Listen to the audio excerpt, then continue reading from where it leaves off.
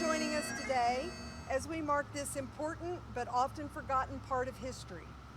2 million Americans served overseas in World War I from 1917 to 1919. Several months after the war ended, 80,000 of them lost their lives. They were originally buried near the battlefront in French and Belgian soil. In 1920, the U.S. government offered their families the opportunity to bring their remains home. Over 44,000 chose to do so. This repatriation process began in 1920 and lasted until 1923. This past Sunday, we mark the centennial of the official homecoming ceremony held on May 23, 1921 by President Warren Harding in Hoboken, New Jersey.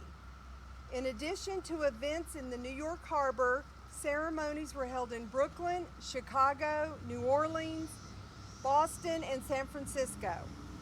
There were also commemorations earlier this month in Cherbourg, France, and Antwerp, Belgium, two of the cities from which thousands of American fallen departed Europe to return home.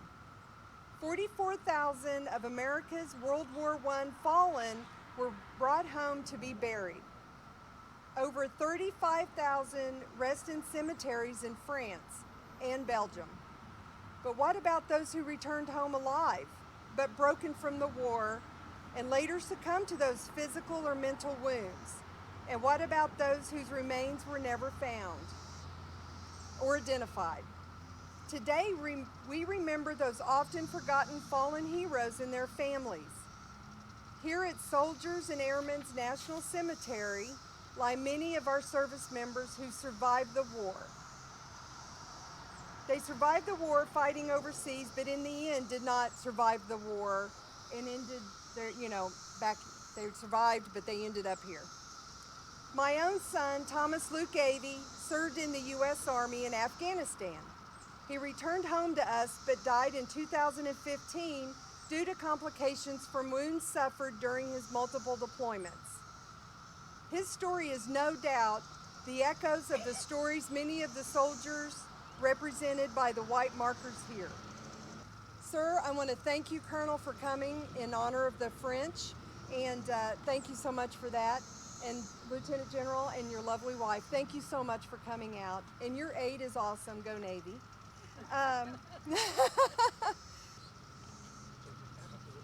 Speaking with all of you just makes our hearts proud of how you've represented your children, and we are so honored to be here with you. Good afternoon, and thanks, Ms. Stemple, for your devotion to our veterans' families. It is very special to have Colonel Ben here. We'll leave it at that. From the French Embassy, and how appropriate given our military history. We fought together, shoulder to shoulder, as allies. On behalf of General Milley, the chairman of the Joint Chiefs, the uniformed members of the armed services, and their families, thank you to the Gold Star mothers. It is such an honor for me and for Kelly to be here with you today. Your determination and selfless service over years provides inspiration and hope for many.